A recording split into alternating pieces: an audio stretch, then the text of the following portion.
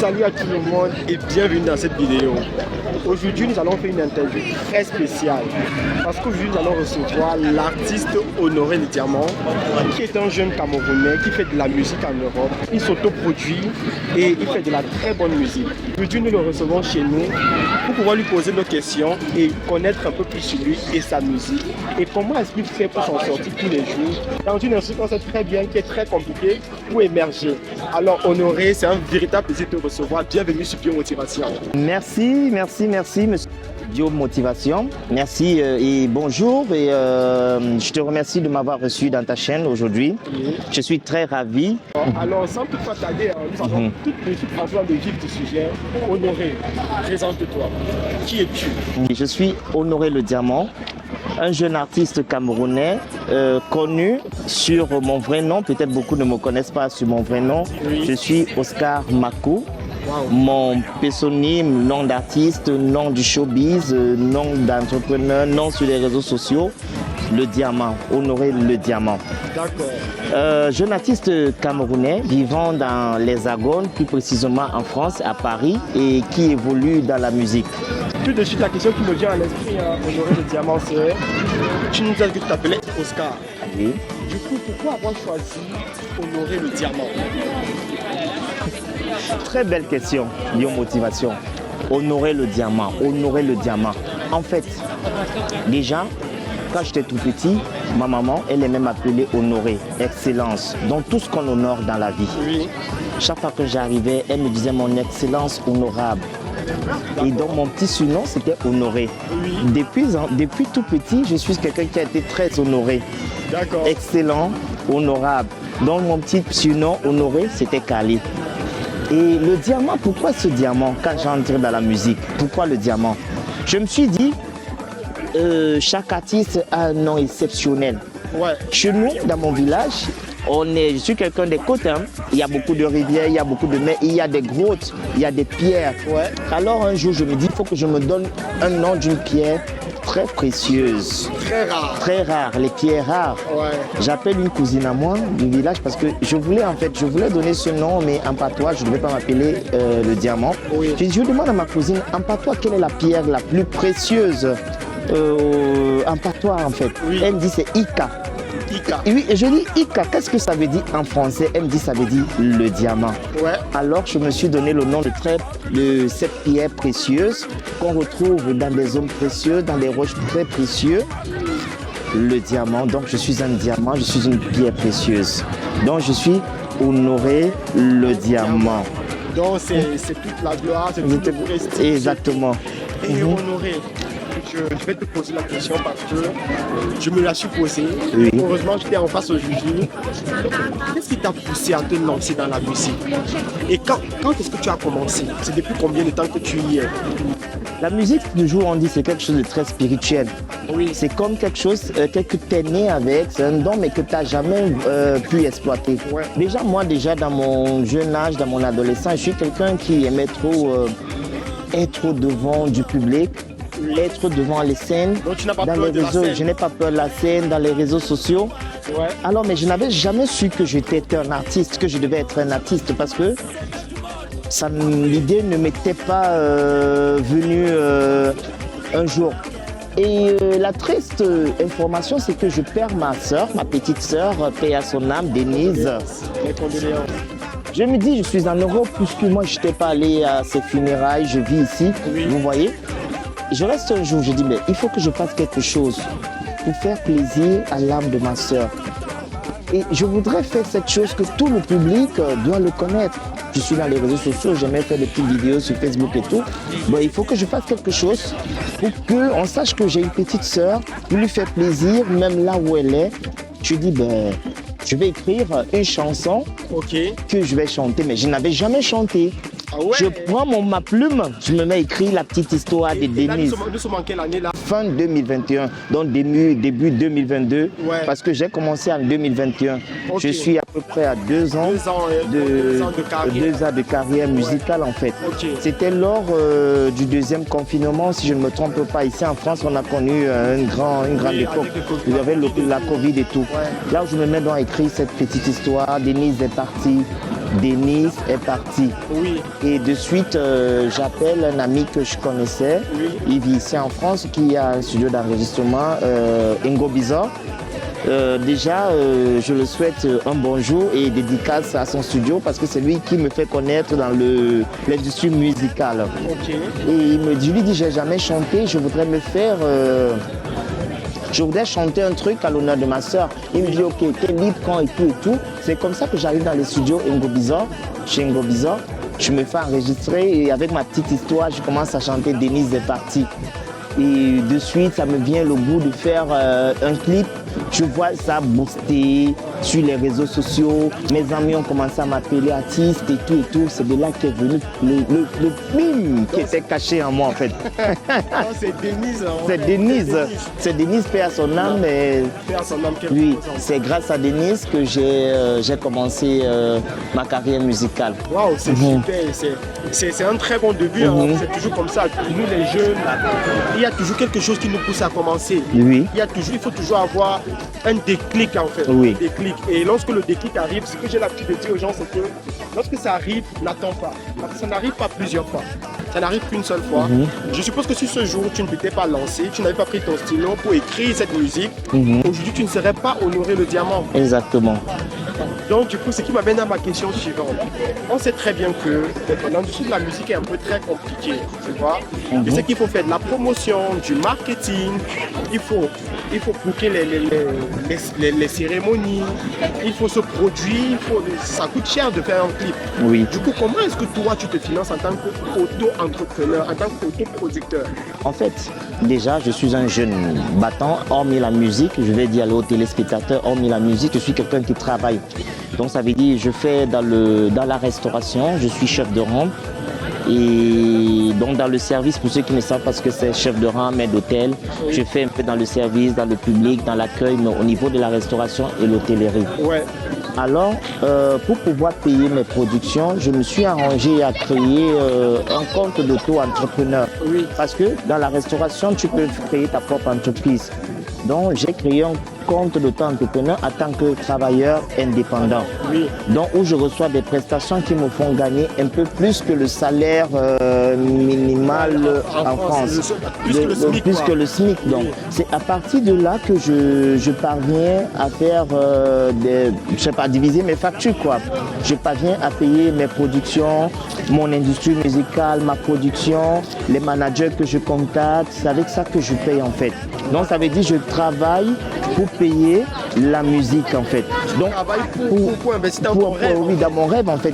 Donc ça veut dire j'ai deux entreprises. En tant qu'indépendant, je suis indépendant dans la musique, artiste indépendant. Oui. Ça va me produire. Oui. Je suis indépendant dans mon autre boulot où je travaille dans la restauration. Donc l'autre pour l'instant supporte les charges de l'autre en attendant que l'autre me paye pour le moment. C'est un peu ça. Mais c'est agréable parce qu'on sait très bien qu'il y a des jeunes qui, lorsqu'ils veulent par exemple réaliser un rêve, on se dit non, moi je ne vais pas faire tel job, non, moi je ne suis pas fait pour ça. Mais toi tu es connu, tu es bien connu même parce que tu assistes à des grandes soirées ici à Paris, en Belgique, partout en Europe. Oui. Mais ça ne t'empêche pas d'aller faire des jobs ou d'aller travailler dans la restauration. Une autre personne aurait dit ah non, moi je peux me faire remarquer par quelqu'un en disant je n'ai pas toi honorer le diamant ici, mais toi non, tu le fais. Et c'est ce que les jeunes doivent retenir. Lorsqu'on a un idéal, lorsqu'on a un rêve, on doit accepter de faire d'abord des petites choses pour pouvoir évoluer. Exactement. Pour pouvoir évoluer. Et c'est ce que tu fais aujourd'hui. Tu utilises ton travail qui est accessible pour pouvoir concrétiser ton rêve. Exactement. Et c'est quelque chose que je norme, c'est quelque chose que je prône sur ma communauté. C'est pour ça que j'ai d'ailleurs tenu à te rencontrer aujourd'hui. Merci beaucoup, Biomotivation. Alors, Honoré, dans la suite de notre interview, j'ai une question très importante parce que je sais que le travail n'est pas facile. Le travail, c'est quelque chose de compliqué. On va pas dire ce qu'on dit tous les jours. Oui. Mais le travail n'est pas facile. Qu'est-ce qui te motive au quotidien à ne pas lâcher? Qu'est-ce qui te motive à continuer tous les jours sans abandonner? Alors, ce qui me motive tous les jours à le faire, c'est un grand frère qui font dans la musique que je connais et que je côtoie. Quand je leur vois, je leur dis, je me dis, Il n'y a pas de magie en soi. Ouais. S'ils sont jeunes, ils ont atteint cette capacité, ce niveau-là. Ça veut dire qu'ils ont eu un niveau bas avant. Oui. Ils ont commencé par le niveau 0, niveau 1. Ils se sont battus pour atteindre leurs objectifs, pour atteindre ce niveau. Qu'est-ce qu'il y a de différent entre eux et moi? Rien. Je ne suis pas un homme, je ne suis pas debout. Alors, c'est ma détermination. Et c'est la vision que j'ai aussi envers certains grands frères qui sont dans le même monde musical que moi.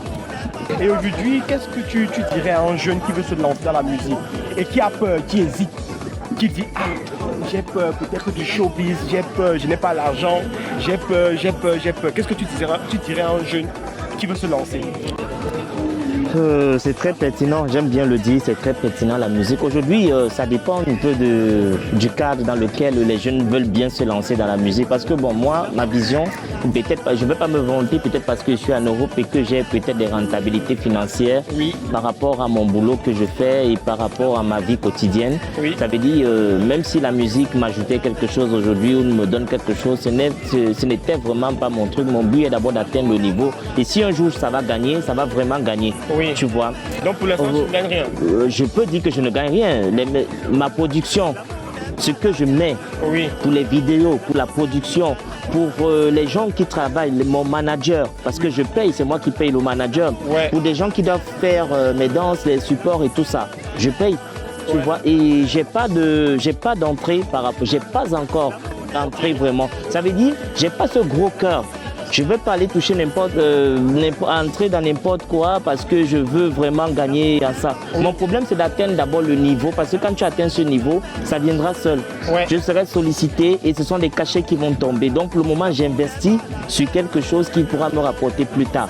Alors, je reviens sur ta question. Oui. En fait, comme je disais, ma vision est sur deux côtés. Ici, en Europe, j'ai la possibilité de pouvoir me produire sans toutefois attendre que ça régénère. Ce qui n'est pas le cas. Ce qui n'est pas le cas au Cameroun. Aujourd'hui, c'est difficile pour eux. Mais aussi, et la seule chose que j'aimerais leur dire, c'est qu'ils sont beaucoup flattés et envieux par certains de leurs grands frères qui sont des artistes déjà connus. Mais ils ne connaissent pas le chemin la souffrance que ces frères ont fait. Oui. Alors, ils ne doivent pas se lever et attendre qu'on va venir leur proposer des choses pour pouvoir booster leur carrière. Ils doivent marcher derrière cette carrière. Pour marcher derrière cette carrière, ils doivent faire comme moi. On ne sous-estime pas un travail. Au Cameroun, il y a de petits boulots, il y a le SMIC comme il y a notre SMIC ici. Oui. Va travailler ailleurs, va faire de la restauration, va faire chauffeur taxi et après, si tu peux avoir un peu pour pouvoir aller t'enregistrer et faire tes petits trucs, enregistrer ta petite musique, tu le fais.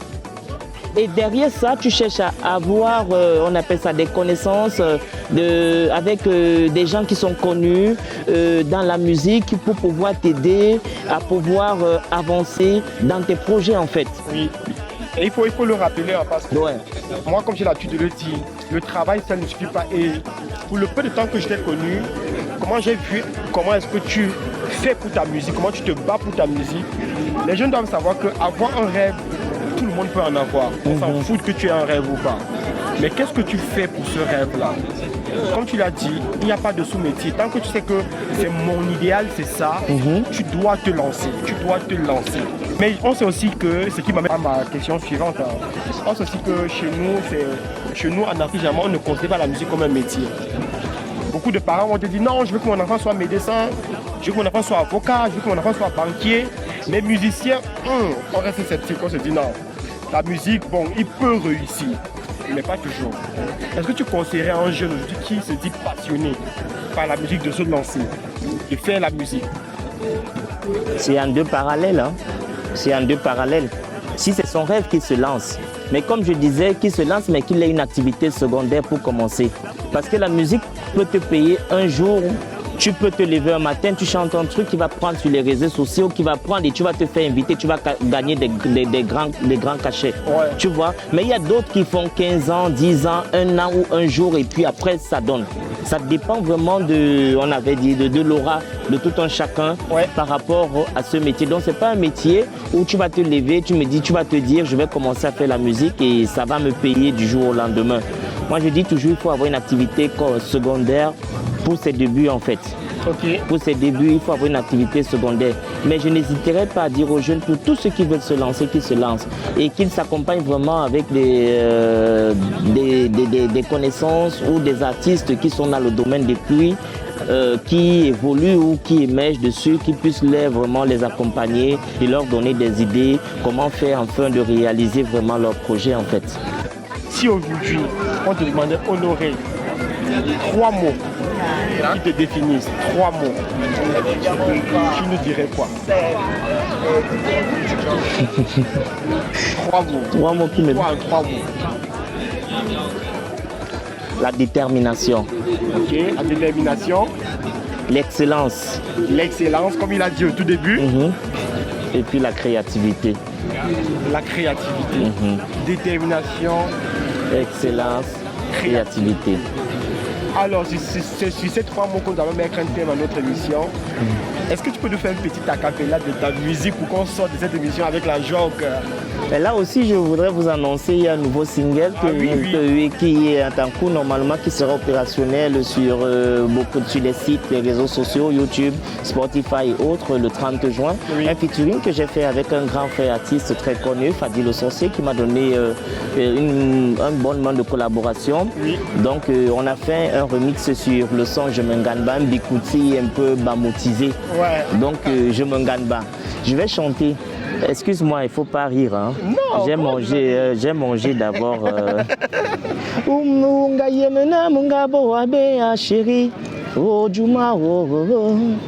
Moi je sais que je t'ai fait du mal mon amour, mais pardonne-moi, je t'aime oh chérie. I love you bébé, je t'aime oh, je me gagne bas. Allez, c'est pas fini. L'amour n'est pas la guerre, l'amour n'est pas souffrance, l'amour n'est pas la guerre. Je me gagne bas avec vous.